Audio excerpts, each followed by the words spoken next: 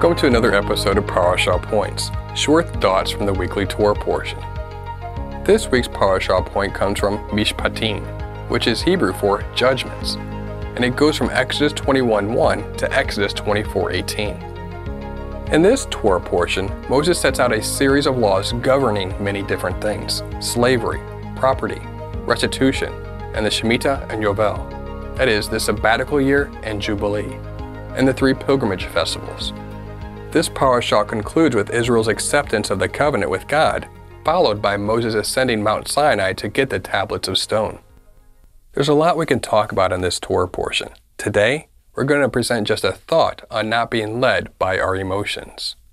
Exodus 23. If you meet your enemy's ox or his donkey going astray, you shall bring it back to him. If you see the donkey of one who hates you lying down under its burden, you shall refrain from leaving him with it. You shall rescue it with him.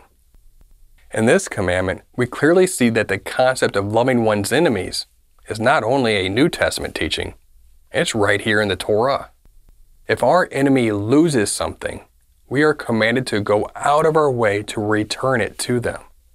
If someone who hates us needs help, we are told that we must not ignore them, but stop and help them. Keeping this commandment might look different in today's culture. For instance, most of us probably don't encounter oxen or donkeys going astray. But the principle is the same. We are to go out of our way to help someone in need, and not just anyone, but our enemy. That's not always easy if we're honest with ourselves. If we have enemies, it's natural to feel angry and perhaps even vindictive towards them. Why would we want to help someone who hates us? But that is exactly what the Torah is commanding us to do. In other words, in some circumstances, we are commanded to ignore our emotions. These commandments follow directly after a passage that concerns upholding justice in court. Exodus 23. You shall not spread a false report. You shall not join hands with a wicked man to be malicious witness. You shall not fall in with the many who do evil, nor shall you bear witness in a lawsuit, siding with the many, so as to pervert justice, nor shall you be partial to a poor man in his lawsuit. This principle of putting our emotions aside to do what's right applies here as well. For instance, we are to care about justice and truth above all. And while we might feel inclined to side with the majority because it's more comfortable to stick with the crowd, we are to not pervert justice.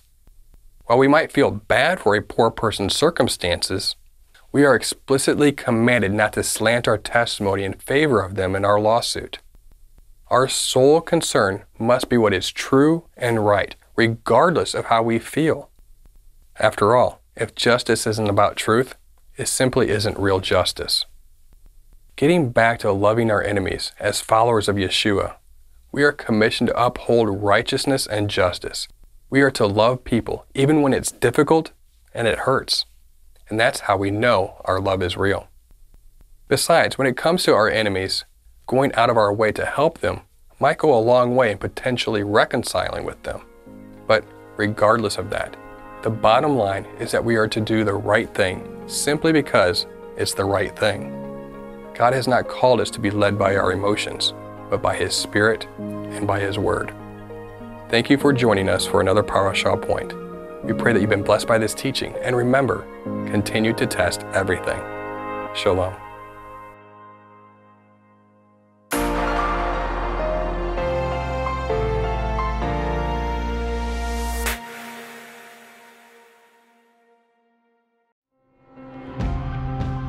It is because of you, our generous supporters, who make it possible to offer these high-quality teachings completely free of charge. If you feel led to support 119 Ministries so that we can continue this effort, please visit testeverything.net and click on the Support 119 tab. Learn how you can partner with us to take the whole Word of God to the nations.